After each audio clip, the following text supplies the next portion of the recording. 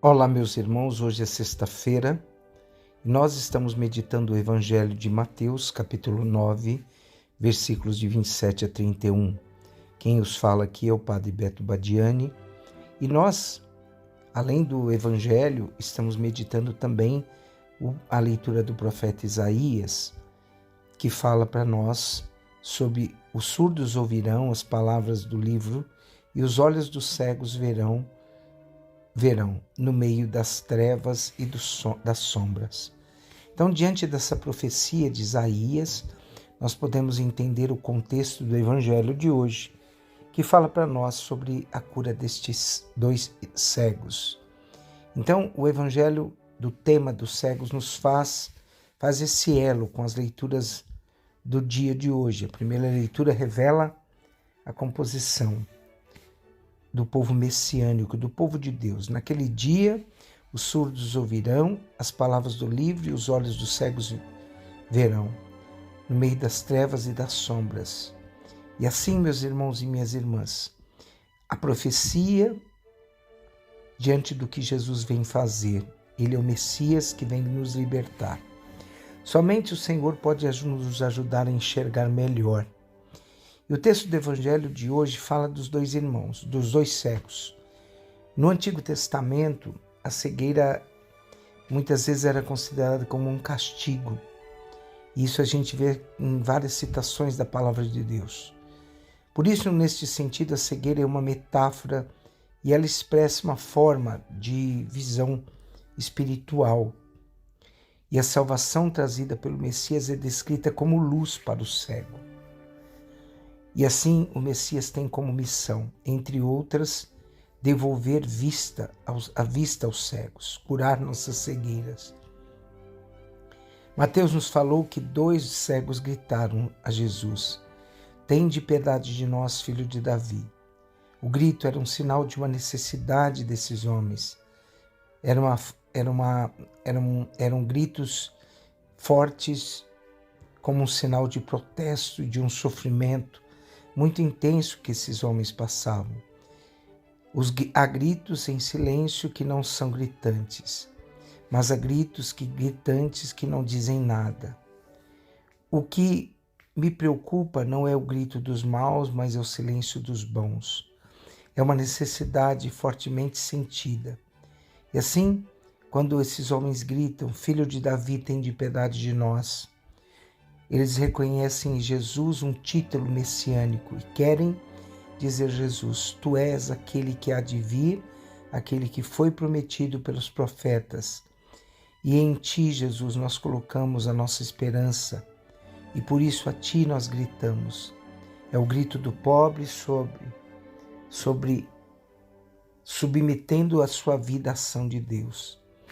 O grito do pobre sobe até Deus. Os dois cegos entraram na casa onde Jesus morava. Aqui a casa é a comunidade cristã, onde Jesus é a cabeça dela. Nessa comunidade é que ecoa a palavra que ilumina a nossa vida. Nesta casa, Jesus interroga os dois cegos: "Credes que eu posso fazer isso?" Jesus deseja purificar a fé deles. E a necessidade humana que está na origem da sua oração poderia não ser o desejo de um milagre, por si mesmo. Jesus apenas suscita nesses jovens, nesses cegos, a esperança, o desejo e a fé. Com essa pergunta, Jesus quer levar os dois cegos a avançar até uma fé mais pura. "Tende piedade de nós, filho de Davi." Mas Jesus lhes orienta para a sua própria pessoa. "Credes que eu posso fazer isso?" Jesus faz um diálogo, realiza um diálogo. Ele não adivinha as coisas, ele quer dialogar.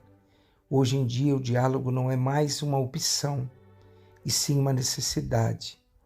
O cristão deve ser sempre uma pessoa de diálogo com o próprio Deus.